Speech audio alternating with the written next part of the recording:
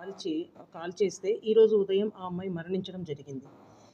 ఈ విషయం ఇప్పుడు మేము ఈ ప్రెస్ తరపున మేము బద్వేల్ కాన్స్టిట్యుయెన్సీ నుంచి మేము మీ అందరికీ తెలియపరచడం ఏంటంటే, కొత్త ప్రభుత్వం వచ్చింది. అధికారం వచ్చినప్పటి నుంచి ఇప్పటి వరకు మహిళల పైన ఎన్ని అఘాయిత్యాలు జరుగుతున్నాయో మనమంతా రోజు పేపర్లలో చూస్తున్నాం.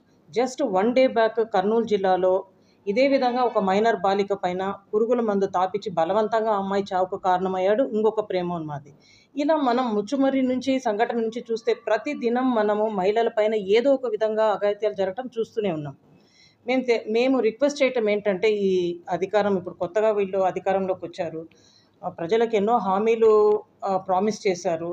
అదేవిధంగా ప్రజల భద్రత అది కూడా ప్రభుత్వం బాధ్యతనే. అదే మనం గతంలో చూస్తే జగనన్న అధికారంలో ఉన్నప్పుడు మహిళల పైన వాళ్లకు ఎంత ప్రాధాన్యత ఇచ్చారో మనందరికీ తెలుసు. ఒక దిశ చట్టం కానీ, దిశ యాప్ తీసుకురావడం, దానికి చిత్తశుద్ధితో ఆయన ఒక 18 పోలీస్ స్టేషన్స్ ఉండడం కానీ, 18 క్రైమ్ ఇన్వెస్టిగేషన్ వెహికల్స్ అదే పనిగా సమకూర్చడం కానీ, ఇవన్నీ కూడా ఒక ధైర్యము, ఒక కాన్ఫిడెన్స్ ఇచ్చిన పరిస్థితి మనం చూసాం గతంలో. ఈ దిశ అనే దానికి కూడా ఎన్నో అవార్డ్స్ రావడం కూడా మనం చూసాం.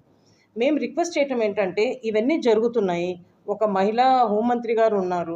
మీరందరూ కూడా ఇప్పుడు గతంలో జగన్మోహన్ రెడ్డి సార్ తీసుకొచ్చారు. మహిళా భద్రత కోసం మేము ఇది చేస్తున్నాం అనేది ప్రజలకు ఒక అవగాహన కల్పించారు. మీకు మేమున్నామని భరోసా ఇచ్చారు. మీరేం చేయదలుచుకున్నారు? ఒకదాని మీద ఒకటి ఇన్ని సంఘటనలు జరుగుతున్నాయి. మీరు ఏ విధంగా మహిళలకు మీరు భద్రత కల్పించదలుచుకున్నారు? ఈరోజు ఈ అమ్మాయి ఇలా చనిపోయింది. మనము ఇలాంటి సంఘటనలు మళ్ళీ ముందు జరగకుండా మనం ఎలాగా ఒక భద్రత కల్పించాలా? ఇవన్నీ కూడా ఆలోచించాలా. మన భారతదేశంలో నిన్నటికి నిన్న మనం దసరా పండుగ చేసుకున్నాం. అమ్మవారు మహిషాసురుని చంపేస్తే మనమంతా దసరా పండుగ చేసుకుంటుంటే, అనంతపురం జిల్లాలో ఏం జరిగింది? అత్తాకోడళ్ళ పైన సామూహిక అత్యాచారం జరిగింది.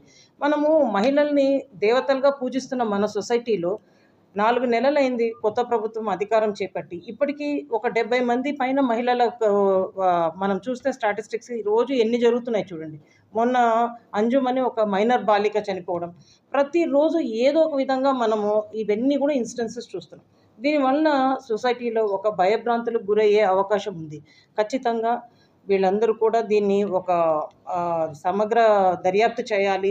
దోషులను కఠినంగా శిక్షించాలి. ఎందుకంటే ఇవి రిపీట్ కాకూడదు అంటే ఖచ్చితంగా ఇంకా స్ట్రిక్ట్ రూల్స్ రావాలి. డెఫినెట్గా శిక్ష అనేది కఠినంగా పడితేనే ప్రజలకు తప్పు చేస్తే దీనికి పర్యాసనం ఉంటుంది అన్నది ప్రతి ఒక్కరికి ఒక స్ట్రాంగ్ మెసేజ్ వెళ్ళాలి. మేమైతే మహిళా హోంమంత్రి గారిని ఖచ్చితంగా దీని మీద సమగ్రంగా దర్యాప్తు చేయాలా, వెంటనే స్పందించాలి. సత్వరమైన